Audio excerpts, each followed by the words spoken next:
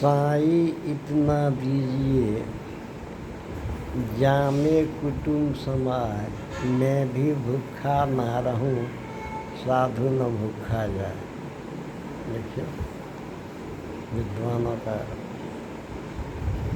कितना अच्छा सोच और विचार है।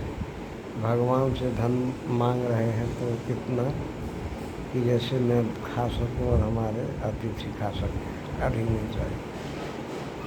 और हम लोग तो लगता है पूरे विश्व को भी बटोर के घुसा देंगे तो पर भी संतोष नहीं होता है।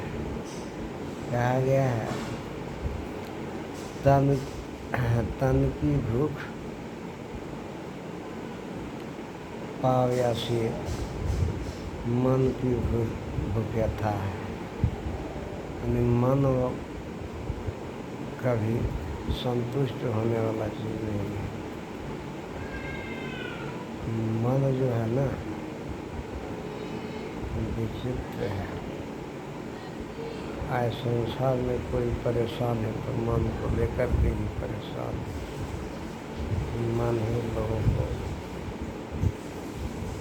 बुरी चीज़ों को अच्छे बताते हैं और ले जाकर के उसमें धकेल देते हैं।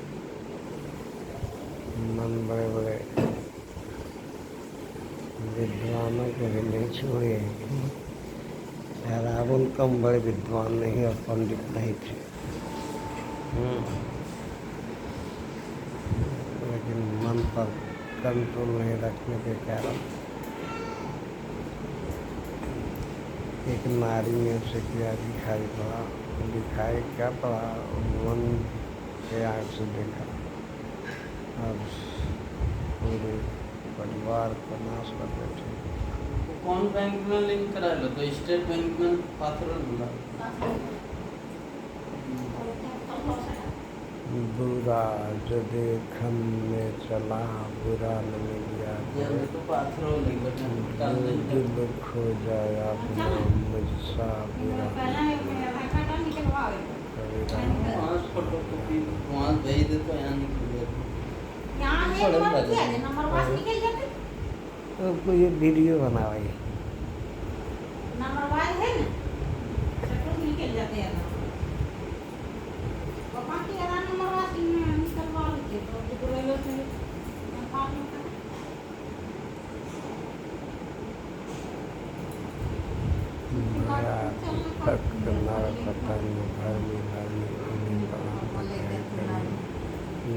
ज्ञान एक आधी ग्रंथ मुझको तो कहाँ ढूंढ बंदे, मैं तो तेरे पास में नामी मंदिर नामे मस्जिद नामे काबा के लाश में, मैं तो तेरे पास में, मैं तो विश्वास में खोज में हो तो तुरंत मिल गई पल भर की तलाश में।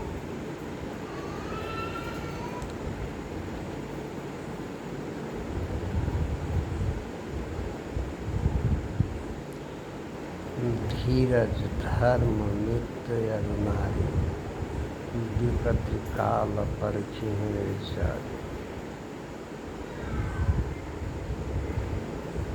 आप गई आदर गया नैनन गया समेत, ये तीनों तब ही गए जब ही कहा कछी।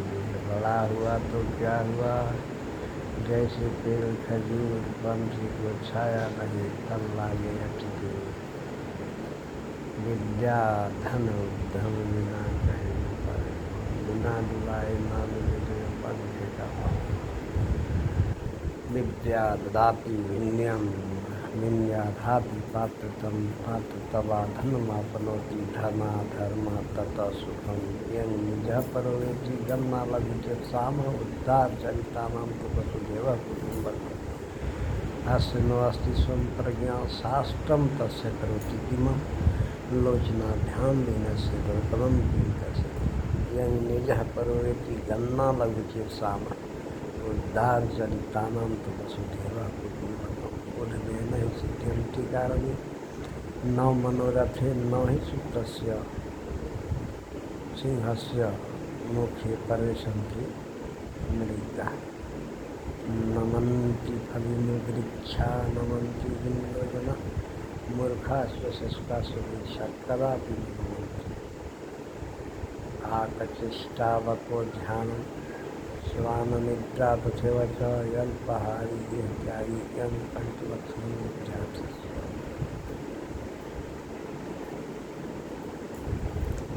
जाको राखे साइयाँ मार सके न कोई, भाव न बांका कर सके जो जग बेटी हो।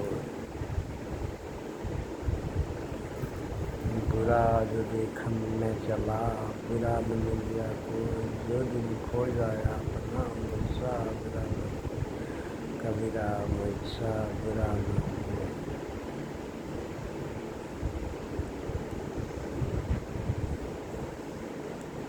न रहो न निराश करो मन को, जग में रह कर कुछ काम करो कुछ नाम करो, रहो सब रहो। न रहो न निराश करो मन को, जग में रह कर कुछ काम करो कुछ नाम करो। हमारे पंडित सर का ठाकुर सर कहा करते थे, कुछ किया करो, यदि काम नहीं है तो पजामा फाड़ कर सिया करो, फिर भी कुछ किया करो। कार्य ही लोगों को आनंद देता है, उससे इनकम का स्रोत भी बढ़ता है और मन भी उसमें फंसे रहता है। मन को अच्छे काम में लगाते रखिए, नहीं तो मन भूत एक भूत था। एक आदमी को एक भूत मिला रास्ते में, तो उस व्यक्ति ने बोला तुम कौन हो? वो बोला मैं भूत। बोला तुम क्या करते हो? बोल दिन रात तो कुछ न कुछ काम करते रहते हैं। तो भूत बोला वो व्यक्ति बोला भूत को भी चलिए मेरे घर में बहुत सारे काम है तुमको करना पड़ेगा। भूत बोला देखिए मैं जाऊँगा इस शर्त पर कि मुझे कभी देखने का मौका नहीं देना, नहीं तो हम मार करेंगे, किसी का जान ले लेंगे। एक जो बोला ठीक है चलो, तो गया घर में जितना भी उनका काम था भूत लगातार करते रहे 2-4-10 दिन में सारा काम खत्म कर दिया। भूत बोला और काम बताइए। अब वो व्यक्ति के दिमाग में तो नहीं रहा था कि अब इसको क्या कहें क्या नहीं। यहाँ आंगन में वो बाँस गाड़ दिया, अब बोला इसमें चढ़ो उतरो। अब भूत तो भूत होता है, उसी में चढ़ता है उतरता है, चढ़ता है उतरता है, चढ़ता है उतरता है, चढ़ता है उतरता है। और जब उसको कोई काम पड़े तो कहता नहीं ये काम अब कर लो तब चढ़ना उतरना। भूत को तो उसी में फंसाया। इसी तरह मन जो होता है, मन को विद्वान लोग फंसाते हैं। तो मंत्र जाप के लिए, तो मंत्र जाप क्या है? मंत्र जाप कुछ नहीं है, सिर्फ मन को फंसाने का एक जरिया तरीका है। तो दिल विद्वान लोग इस नाम को दे दिया, नाम बार बार जपे तो ये बुरे कार्य की ओर अग्रसर नहीं हो पाएंगे। मन इसी लोगों को क्या कहता है, ये मन है क्या? देखिए तो जब लोग नींद से जगते हैं तो ये मन रूपी, ये शरीर रूपी नाव पर मन रूपी नारी बैठ जाता है और बारंबार इस नौका को जिसे वासना रूपी दरिया में डुबाता है, जैसे जीव को परेशान करता है। इसलिए मन को विवेक और बुद्धि से चलाना चाहिए। मन को हमेशा गलत मार्ग से रोक करके सही मार्ग पर चलाना चाहिए। उसको ज्ञान रूपी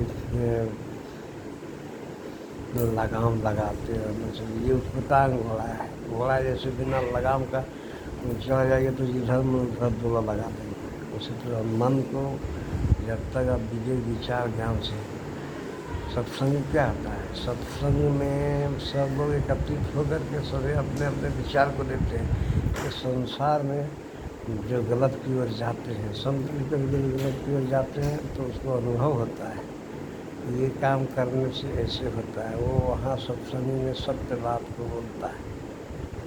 और जो डायरेक्ट शब्द बात को बोलेगा ना, जो जल्दी गिटा जाएगा कहीं पर तो नहीं कहेगा कि हम मार खाए हैं। पैकेट मारे नहीं पकड़ा जाता तो उसको पूरा कस के पीटता है। कई साथी उसका दिया क्या समाचार है, बहुत अच्छा है, अच्छा मिला, माल नहीं मिला, पिटाइए पड़ा है तो ये कह रहा है अच्छा मिला है। लेकिन सत्संग जहाँ होता है वहाँ झूठ नहीं होता है, इसलिए सही मार्ग वहीं ढूंढा जाता है।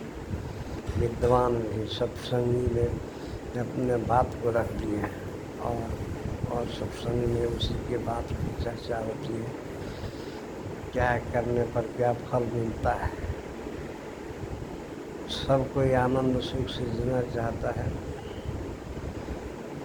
लेकिन इसमें हानि होता है। संत लोग पहले जान जाता है किसमें लाभ किसमें हानि होगा, इसलिए वो अच्छे अच्छे कार्य की ओर आगे बढ़ते हैं, बुरे कार्य पे कभी नहीं बढ़ेंगे। हाँ, तो मन क्या है, भूत है। मन को कोई भूत कहता है, कोई कहता है बिना मूल का है। हम मन ये शरीर से भागता कब है, उसको भागने का हजारों दरवाज़ा है। कहता मुख्य दरवाज़ा इसका स्मरण है, जहाँ याद किया कि फलाना ने मेरे साथ ऐसा किया, मन भाग गया। और उसी पर भी उधेड़ बुंद में पड़ा हुआ अपने जाल बुन रहा है, और उसी जाल में जीव को घुमा रहा है। मन जाल बुनते जाता है और जीव उसी के पीछे पीछे घूम करके लिखी पाता है। मारो झटका, इसमें जो क्या अच्छा किया, मन के पीछे दौड़ो मत, विवेक विचार से फिर आगे की ओर बढ़ो। संतों का ये कहना है। मन न रंगाए जोगी कपड़ा, और दरिया बढ़ाए जोगी बन गए बकरा। इतना अच्छा कहा है, मन को नहीं रंगाया तो रंगा लिया कपड़ा। मन न रंगाए जोगी कपड़ा, और दरिया बढ़ा दिया जोगी ने, और बन गया बकरा। बकरा का दाढ़ी ऐसे रहता है, और बकरा का काम ही है बकरी के पीछे दौड़ना। उसी तरह राधी आया हुआ भी संत महात्मा औरतों के पीछे दौड़ते हैं। कहता है मन को रंगाइए, सब कोई कहते हैं मन को मारिए। मन लोग भी देखते हैं, बोला करता है अरे मन को मारो, मन को मारो। कोई कहता है आपका मन बढ़ गया है, मन को बढ़ाना भी नहीं है, मन को मारना, मन को घटा के रखिए। ये संसार में लोगों को परेशान कौन करता है, मन ही। ईर्ष्या फिर जरूर कौन लाता है, मन ही लाता है। फलाना ने ऐसा कर दिया, इसमें ऐसा कर दिया। अरे विवेक डालिए, बुद्धि डालिए, उसने कैसे किया, किस रास्ते से किया, उस रास्ते पर तुम भी चलो तो तुम भी वैसा कर सकते हो। मन के मते न चलिए, मन के मते अनंत। मन जो होता है सो लोगों को बार बार गड्ढे में गिराते हैं। मन क्या करता है, ये शरीर किससे बना हुआ है, हाड़ मांस शाम से बना हुआ है, और मलमूत्र की घड़ा है। इसमें क्या है, लेकिन मन क्या करता है, अरे कितना सुंदर है, फलाना की पत्नी कितना सुंदर है, क्यों मैं उसमें जा कर के मैं पढ़ूँ। पढ़ ही जाता है। मिलता क्या है, अपना शरीर में मणि क्या है, ब्रिज मणि है। इसी से लोग तंदुरुस्त स्वस्थ रहते हैं और उसी को लोग बर्बाद करते हैं। और कहता क्या है कि मैंने आनंद लूटा। आनंद को खोया नहीं जाता है, जानेगा तब कहता है आनंद को लूटा।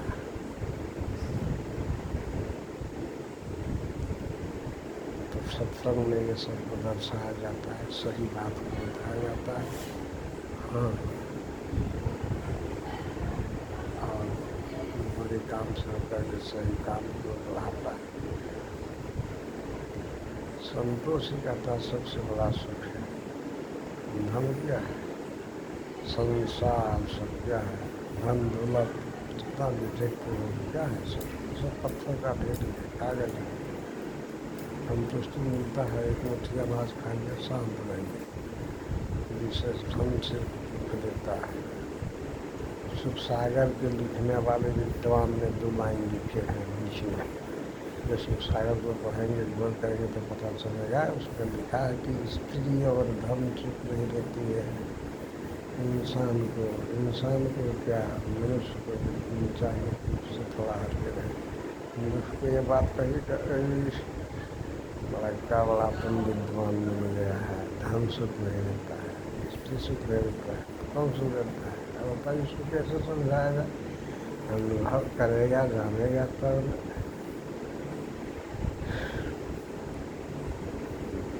बड़े बड़े धनपतियों को नींद नहीं आती है, जब विदेशों से उसका जहाज चल पड़ता है तो अपना देश के लिए रवाना होता है, बड़े बड़े व्यापारियों को उस रात उसे नींद नहीं आती है। उसको यही सताता है कहीं समुद्र में उसका जहाज डूब न जाए। विश्व विजेता सिकंदर का ही उदाहरण ले लीजिए। ठान लिया था कि पूरे विश्व को जीत करके और पूरा सोना चांदी हीरा मोती जमा करेंगे। जमा भी किया। लास्ट में जब वो बीमारी के शिकार हो गए, जब डॉक्टर ने कह दिया कि सिकंदर महाराज आप कुछ ही दिन के मेहमान हैं, तब उसका दिमाग खुला कि मैंने बहुत बड़ा गलती किया, बहुत काट मार किया, बहुत धन दौलत जमा किया, आज मेरे साथ कुछ जाने वाले नहीं हैं। तब उसने अपने आदमियों से कहा कि जब मेरी आरती निकलेगी तो आरती से दोनों हाथ को बाहर कर नदी की ओर ले जाइएगा मुझे जलाने के लिए। लोग देखेंगे कि आज सिकंदर महाराज जा रहे हैं तो खाली हाथ से जा रहे हैं, कुछ लेके नहीं जा रहे हैं। कोई कुछ लेके जाने वाला नहीं है, फिर भी लोग जी जान से पड़े हुए हैं। अरे मैं नहीं कहता हूँ कि नहीं कमाइए, बैठे नहीं रहिए, परिश्रम करिए। विद्वान लोग परिश्रमी होते हैं, मेहनत करते लगातार, लेकिन वो आनंदित रहते हैं, जानते हैं कुछ मिलने वाला नहीं है। क्या मिलेगा यहाँ से तुम क्या ले जा सकते हो? कुछ ले जाने का चीज़ है ही नहीं। अपने आप में रमो, मन को रोको, मन को मारो,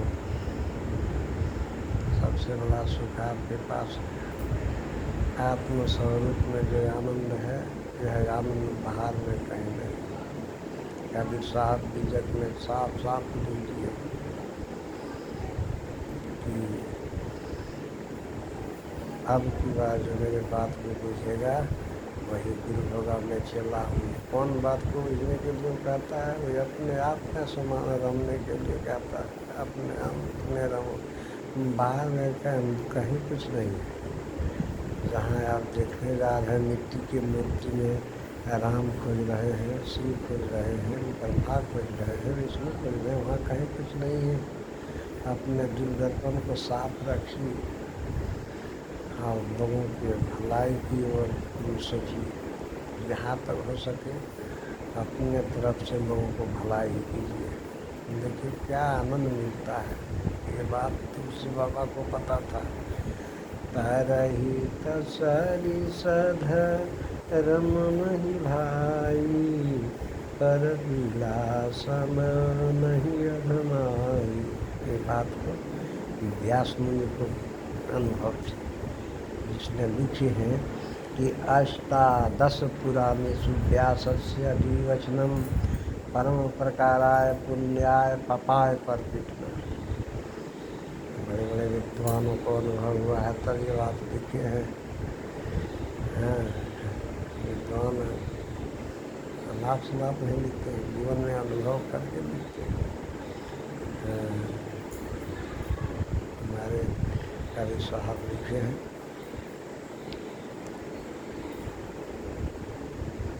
क्या मथुरा और क्या काशी, आत्मज्ञान बिना सब कुछ सुनना है। आत्मज्ञान, आत्मज्ञान, आत्मज्ञान क्या है? अपने आप को जानना ही आत्मज्ञान है। आत्मज्ञान बिना सब कुछ सुनना, क्या मथुरा और क्या काशी। काशी जाइए, मथुरा जाइए, वृंदावन जाइए, कहीं कुछ मिलने वाला नहीं है आत्मज्ञान बिना। आत्मा की ओर इंगित करते हैं, सब इशारा कर रहे हैं अपने आप में रमिए और आनंदित रहिए। समय का चक्र चल रहा है, मृत्यु बहुत नजदीक है। कबीर साहब कहते हैं, कबीरा गर्व न कीजिए, घमंड मत करो, काल कहे कर केस। काल जो है आपका बाल पकड़ा हुआ है, न जाने कहाँ मारे है, क्या देश क्या परदेश। आप कोई देश में मार सकते हैं या विदेश में, कहना मुश्किल। इसलिए हमेशा नॉर्मल रहिए और मन पर विशेष ध्यान रखिए कि मन क्या कर रहे हैं। बार बार ध्यान दीजिए कि मन आप क्या क्या कर रहा है। आपके हृदय की घर में, दिल में क्या चल रहा है, मन क्या चला रहा है।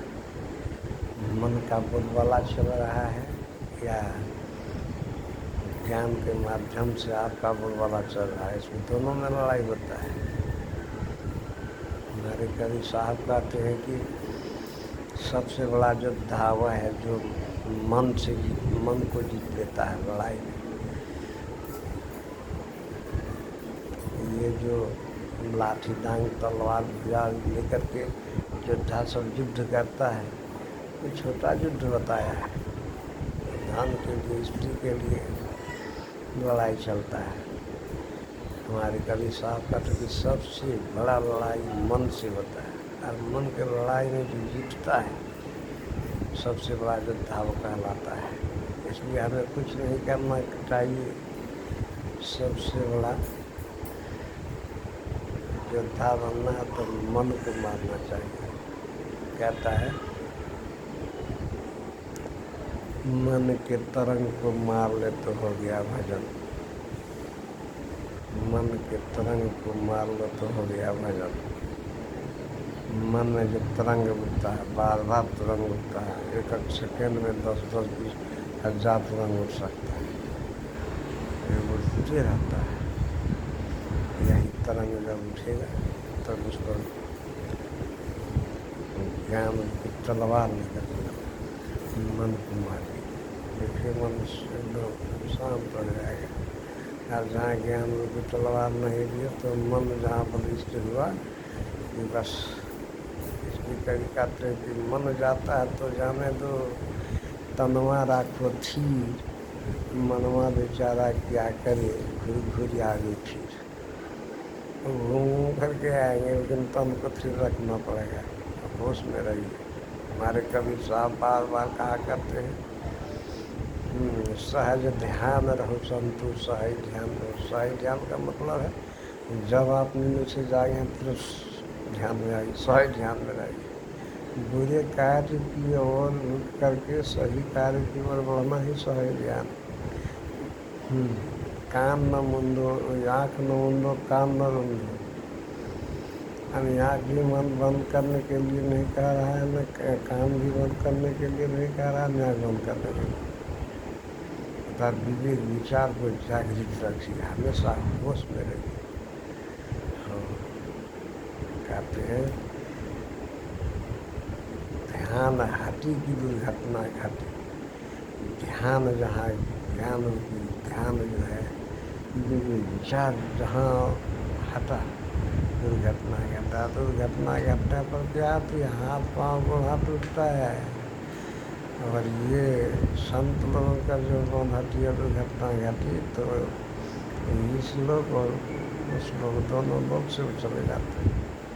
लेकिन संत बड़ा सोच समझ करके संसार में पौधों कदम रखते हैं। धन क्या है, आएंगे जाएंगे, शरीर क्या है, आएगा जाएगा, मृत्यु क्या है। समय अवधि पूरा हो जाने पर शरीर छोड़ देंगे, जीव ज्यों का त्यों रहेगा। जो चीज़ छूटेगा उसके लिए कितना मोह ममता लोग करेंगे। तो देखिए 60-65 साल का उम्र जो हो जाता है, जीवन में उसको क्या मिलाओ, 5-10 साल में क्या मिलने वाला है। शरीर तो छूटेगा ही। बचपना, जवानी, बुढ़ापा, मरना शुरू की ओर अग्रसर बढ़ रहे हैं तो फिर चिंता किस बात की। हमारे साहब जताते हैं कि चाह गई चिंता मिटी, मनुआ बेपरवाह, जिनको कछु नहीं चाहिए सोई साहमशाह। चाह का मतलब होता है इच्छा, इसकी इच्छा चल जाती, कोई चीज़ की इच्छा नहीं रहती कि फलाना चीज़ खाएंगे, फलाना करेंगे, ये करेंगे, वो करेंगे। चाह गई तो उसका चिंता मिट जाती है। अब मनुआ बेपरवाह, मन को निफिक्र हो जाता है, जिनको कुछ नहीं चाहिए और साहम सभी रागाओं से रागा। एक छोटी मोटी कहानी है। एक साधु टूटी हुई झोपड़ी में बैठ करके अब बड़ा आनंद से हंसमुख मुद्रा में बैठे हुए थे। राजा हाथी पर से जा रहे थे। साधु को देख करके अचंभित हो गए, अरे मैं राजा हूँ, हाथी पर बैठा हुआ जा रहा हूँ, मैं चिंता मग्न हूँ, दुख में डूबा हूँ, और ये साधु संत ये टूटी फूटी झोपड़ी में बैठे कितना आनंदित। तो राजा हाथी से उतर करके बोले, अरे भाई क्या बात है, आप इस टूटे फूटे झोपड़ी में भी आनंदित हो, मैं राजा, मेरा राजपाट इतना बड़ा है, मैं हाथी पर जा रहा हूँ, फिर भी नहीं तो क्यों। तब संत बोले कि मेरा यहाँ का घर आप टूटा फूटा देखते हो, वहाँ का घर मेरा बन गया, और आपका यहाँ का घर है, वहाँ का नहीं है, इसलिए आपको क्यों। तब उसे टूटी ज्ञान हुआ।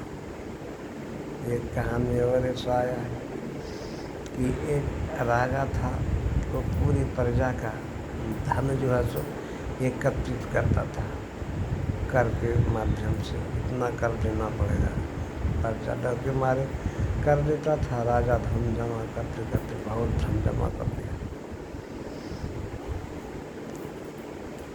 यह बात एक साधु के कान में पहुँची। वह उस नगर में आए और राजमहल के बगल में एक मैदान था, वहीं जाके बैठा और वहीं झोपड़ी बनाया और रहने लगा। और साधु का काम देखिए, दिन रात मैदान में जो पत्थर थे उसको जमा करने लगे। राजा भी टहलने के लिए उसी मैदान होते हुए जाते थे। तो राजा एक दिन पूछे उस साधु से कि बाबा ये बताइए, आप जो इतना पत्थर जमा कर रहे हैं, ये पत्थर को आप क्या कीजिए।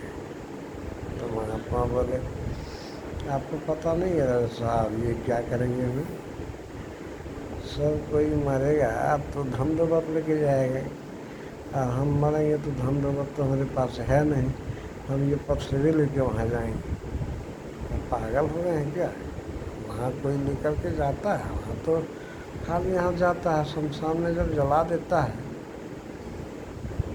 तब महात्मा जी बोले कि हे राजन, जरा इस बात को आप इस बात से आप अवगत है, जानते हैं कि वहाँ कोई लेकर के कुछ जाता नहीं है, तो आप जो इतना प्रजा को परेशान करके इसको धन जमा कर रहे हैं, क्या आप मरेंगे तो धन लेकर के स्वर्ग जाएंगे।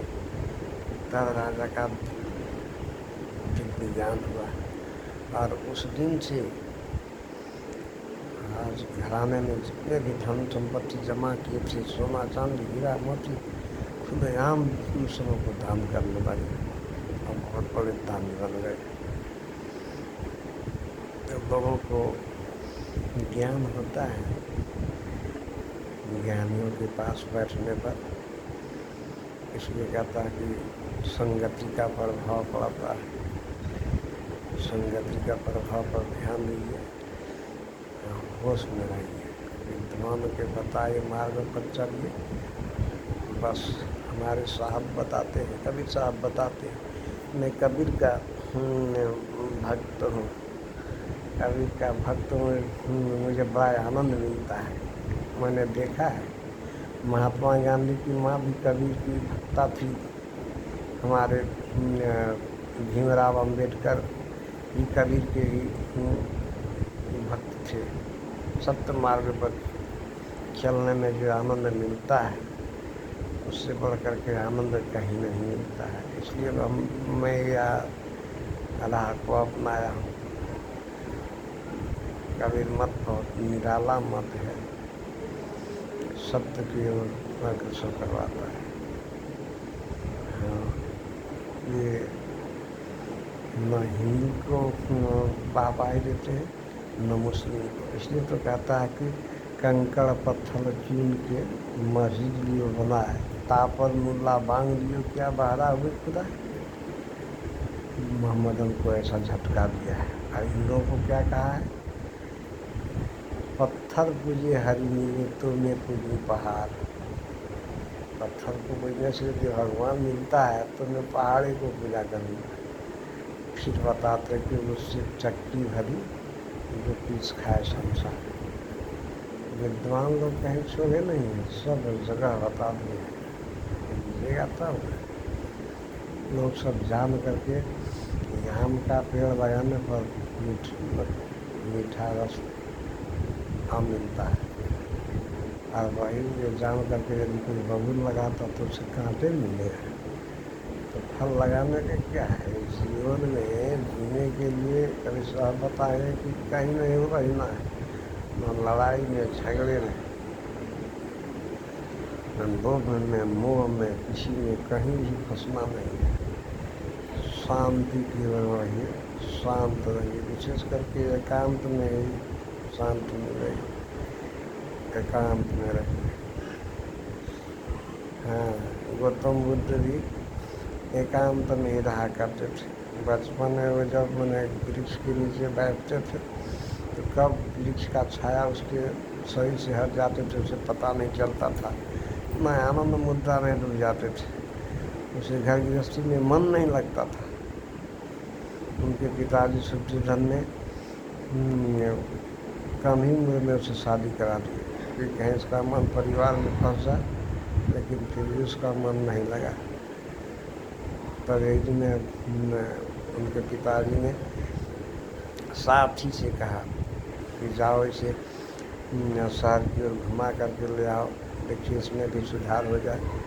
साथी जब जा रहे थे तो रास्ते में देखा कि बूढ़ा हुआ आदमी थर काँपते हुए रोड में जा रहा था। बोला ये क्या है? बोला ये बूढ़ा आदमी क्या होता है? बोला प्रत्येक आदमी को बूढ़ा होना होता है।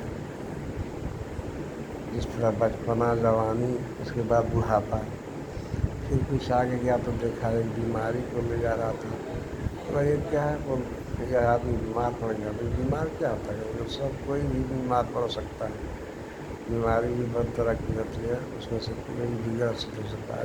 आदमी बुढ़ा होता है, बीमार भी पड़ता है। कुछ ही आगे बढ़ा तो देखा एक मुर्दा को ले जा रहा था, राम नाम सत्य है करते। बोला ये क्या है? लाल झंडी गाड़ा दिया, देखते हैं एक आदमी सोया हुआ है, मुझसे सब कोई चिल्लाते ही जा रहा है। बोला अरे जो सोया हुआ नहीं है, मरा हुआ है। बोला मरा हुआ क्या होता है? तो सब आदमी को एक दिन मरना पड़ता है। अच्छा यहाँ मरना भी पड़ता है? हाँ। तब कुछ आगे गया तो देखा एक संत जिसकी आँख में चमक थी, हंसमुख चेहरा। बोला ये कौन है? और ये साधु संत है, ये दुनियादारी से विरक्त है, इसको न परिवार घर से किसी से नाता है, अपने आप में ही मस्त है। अरे सबसे बड़ा तो अच्छा जीवन इसी का है। तो यही मन में सोचिए और कि अपने छोटे बच्चा राहुल को छोड़कर, अपनी पत्नी असुधा को छोड़कर रात को 12 बजे रात को घर से निकल गए ज्ञान की खोज में। और वो ज्ञान है एक पीपल के वृक्ष के नीचे से ज्ञान प्राप्त हुआ।